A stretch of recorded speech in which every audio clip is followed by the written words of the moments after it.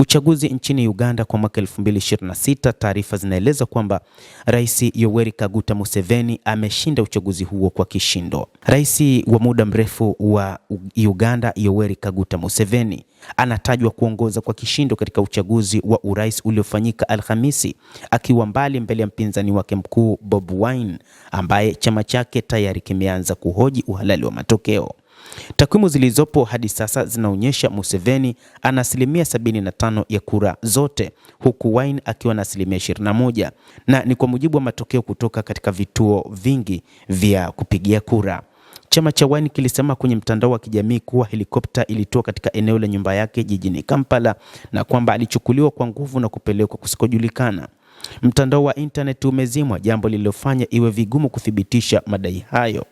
Polisi wa eneo hilo walisema hawakuwa na taarifa zozote kuhusu tukio hilo la kukamatwa kwa Bobi Wine. Hapo awali Bobi Wine alisema kuwa amewekwa chini ya kizuizi cha nyumbani huku vikosi vya usalama vikizingira makazi yake.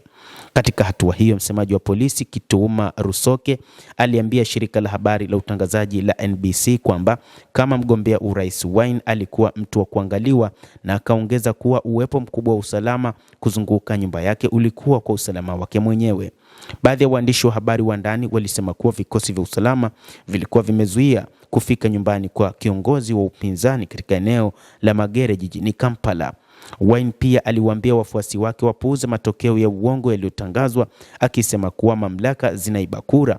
Hakutoa ushahidi wowote kuhusu madai yake na mamlaka kuhusika hazijajibu tuhuma hizo. Hata hivyo, kutokana na hayo yote, inadaiwa pia kwamba nchini Uganda zaidi ya watu 10 wameuawa kutokana na vurugu ambazo zilikuwa zikienea baadhi ya maeneo.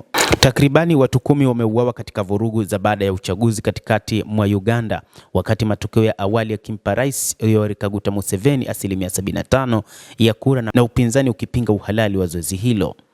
Uganda inaendelea kushikilia wapunzi huku taifa likisubiri matokeo ya mwisho ya uchaguzi wa urais, zoezi ambalo tayari limegubikwa na umwagaji damu, hofu na madai mazito ya udanganyifu.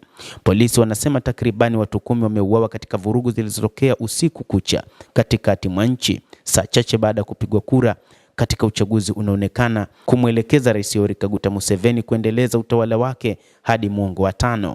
Kwa mujibu wa tume ya uchaguzi ya Uganda, matokeo ya muda yanaonyesha Museveni akiwa na asilimia zaidi ya 75. Vurugu hizo mbaya zaidi zimeripotiwa katika eneo la Mutambala, takribani kilomita 55 kusini magharibi mwa mji mkuu wa Kampala.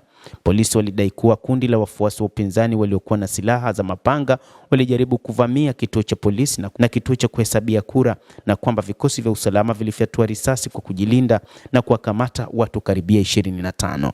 Mbunge wa eneo hilo kutoka chama cha National Unity Platform NUP, Muaga Kivumbi, ametoa simulizi tofauti kabisa. Ameliambia shirika la habari la AFP kuwa vikosi vya usalama vilivamia nyumba yake baada ya kupiga kura kukamilika, wakati mamia ya wafuasi wake walipokuwa wamekusanyika hapo. Watu 10 waliuawa ndani ya nyumba yangu, amesema. Mke wake Zahara na Mpewo, profesa wa sheria, amesema waliouawa walikuwa ni mawakala wa kampeni waliokuwa wamejificha ndani ya gereji, na kwamba risasi zilifyatuliwa kupitia mlangoni, ambapo Kivumbi na Mkewo anasema miili iliondolewa na vikosi vya usalama, lakini walithibitisha vifo hivyo hospitalini. Polisi wamekanusha madai hayo, wakisema kilichotokea ni jaribio la wahuni wa NUP kuvamia na kuchoma kituo cha kuhesabia kura na kituo cha polisi. Endelea kutufuatilia mtazamaji, nasi tutakujuza ni nini ambacho kinaendelea juu ya uchaguzi uliofanyika huko nchini Uganda. Naitwa Damu Hussein, usisahau kulike, kucomment, kadhalika kusubscribe channel yetu hii. Utakuwa ukipata habari hizi kwa mapana hapa The World News. Na hapa The World News.